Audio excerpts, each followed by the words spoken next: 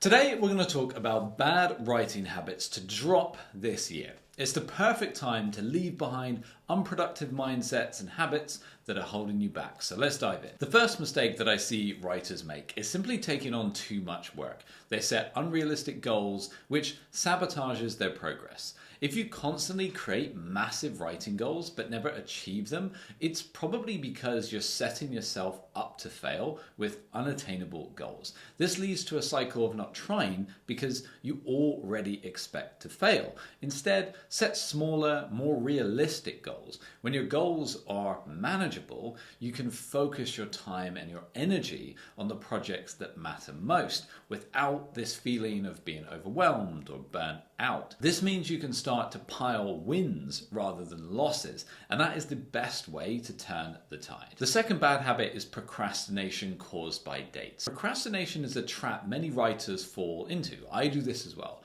And one of the ways I did this without realizing was saying I will have my first draft done by October. And the downside of this yearly goal system using months is that you might say it's only January, I have lots of time.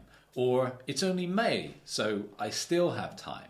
But then suddenly it's October and you feel like you've completely run out of time. You can avoid this pattern by breaking large goals down into smaller, actionable steps and starting early. Even if it feels a bit too soon to start early, I much prefer to give myself a fixed 30 days or 60 days or something like that. I can break the writing down into daily chunks. I love the idea of starting early on things. So I always did this as a kid. I would do my homework as quickly as possible. I would sometimes even start it before the lesson had finished because I've always liked to have something to work from, even if it's a super rough draft, right? It's almost completely unreadable. It still gives me the basis and I have something done and then I can work from there.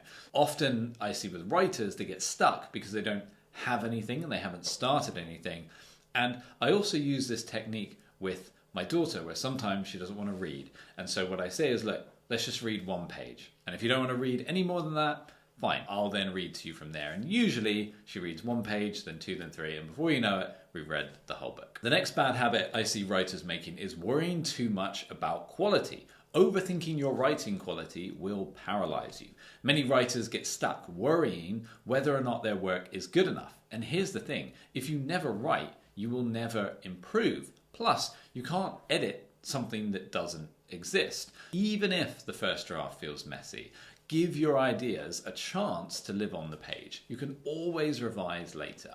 Writing is a process and every draft is a step towards something better. Another bad habit I see from writers is bailing on projects when they get tough. It's easy to abandon a project once it gets hard. In my experience, this usually happens around the 20,000 word mark in a novel. The beginning is exciting and fresh, but the middle, often referred to as the marathon of the middle, feels messy, challenging, and this is where so many writers jump ship.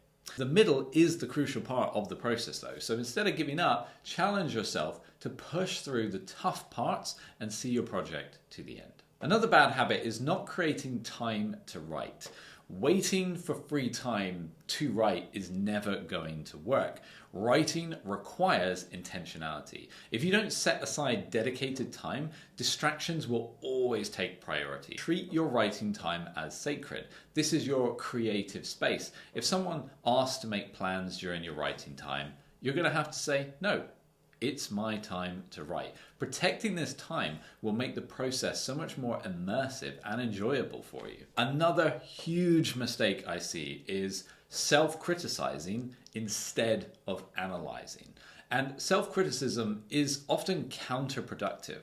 While it's natural to critique your work, constantly picking it apart without a clear plan for improvement is just going to hurt your confidence. So instead of criticizing, what you want to do is analyze your writing objectively and say to yourself or ask questions like, what isn't working? How can I fix this?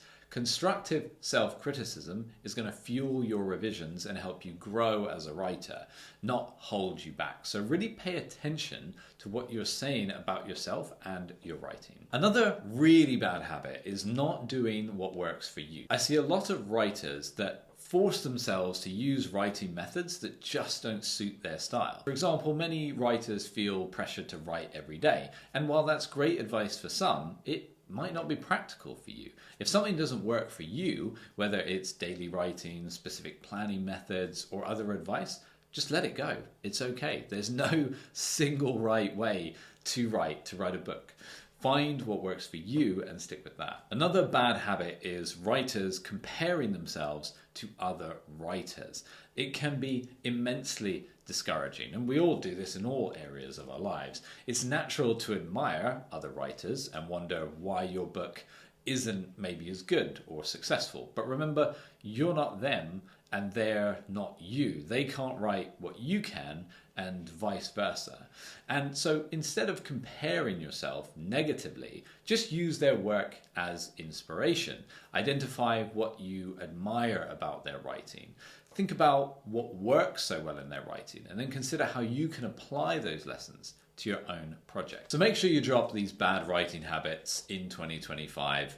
And let me know in the comments down below which writing habit you plan to leave behind. And let me share one of the best kept writing secrets from the creators of South Park. Click the link on screen now.